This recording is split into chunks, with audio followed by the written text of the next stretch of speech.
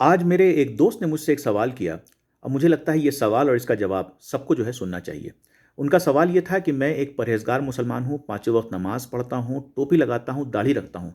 मेरे इलाके से एक लेफ़्ट का एक अच्छा-सा कैंडिडेट खड़ा है। लेकिन मुझे ये लगता है कि क्या मैं अगर उसका सपोर्ट करूँगा तो मैं एंटी इस्लामिक हो जाऊँगा? क्या मैं एंटी रिलीजियस हो जाऊँगा?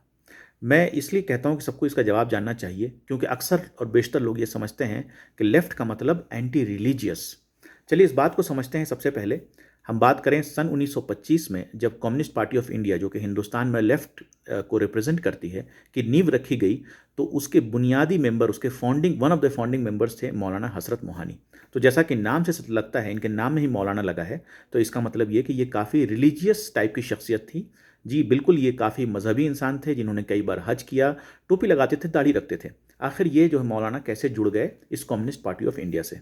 असल में मौलाना जो है सोवियत संघ से बहुत इम्प्रेस थे और लेफ़्ट की जो उनकी जो राइटिंग्स थी उनसे बहुत उन्होंने उस पर स्टडी किया और काफ़ी जो है उससे इम्प्रेस हुए। और उनके हिसाब से जो वर्ड सोवियत है, सोवियत आया ही है अरबी के वर्ड से सवियत से, जिसका मतलब होता है बराबरी। और उन्होंने दूसरी एक चीज़ बताई कि जो कम्युनिज़्म, जो सोशलिज़्म की जो बात आज की जा रही है, कि उसकी जो बुनियाद रखी है वो इस्लाम ने रखी है, उसकी बुनियाद कुरान ने रखी है। उनके हिसाब से जो हम ज़कात देने की बात करते हैं, जो मुसलमान ज़कात देने की बात करते हैं, अपनी सेविंग्स में से गरीबों को देना, वो कहते हैं कि यही तो है सोशलिज़्म, यही कम्युनिज़्म है कि जिसके पास है वो कुछ चीज़ें गरीबों में बाँटे।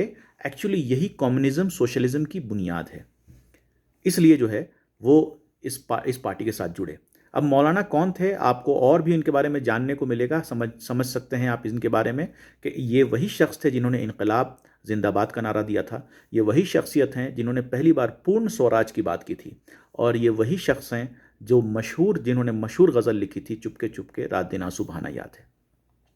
और ये चाहते थे कि हिंदुस्तान जिस तरह से सोवियत संघ जो है को जो है डिवीज़न जिस तरह से हुआ है और एक यूएसएसआर जिस तरह के ऑर्गेनाइजेशन है, वो चाहते थे कि हिंदुस्तान का बंटवारा 6 हिस्सों में किया जाए। East Pakistan, west Pakistan, central India, south east India, south west India और हैदराबाद।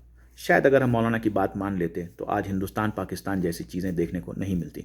तो ये जो है इसलिए हम कह सकते हैं कि और दूसरी चीज़ ये कि उन्होंने एक और बात ये कही थी कि आप किसी भी मज़हब से ताल्लुक़ रखते हो, आप हिंदू हो, बुद्धिस्ट हो, मुसलमान हो, अगर आप लेफ़्ट से जुड़ते हैं इसका मतलब ये नहीं कि आप अपना मज़हब छोड़ देते हैं। आप अपने मज़हब में पूरी तरह से बिलीव करिए, लेकिन जब समाज में आप बराबरी की बात करते हैं, समाज में जिसके पास नहीं है, जिसके ऊपर ज़ुल्म हो रहा है, उसके साथ हम खड़े होते हैं। यही सोशलिज़्म और कम्युनिज़्म है, इसीलिए वो उनके साथ थे। अब ज़रा हम हिंदुस्तान में बात करें।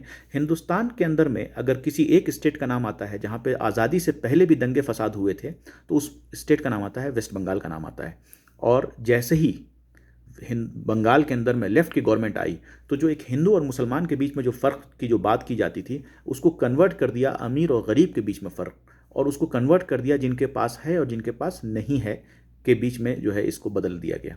इसीलिए आप देखते हैं कि वेस्ट बंगाल के अंदर में दंगे फसाद पूरी तरह से रुक गए।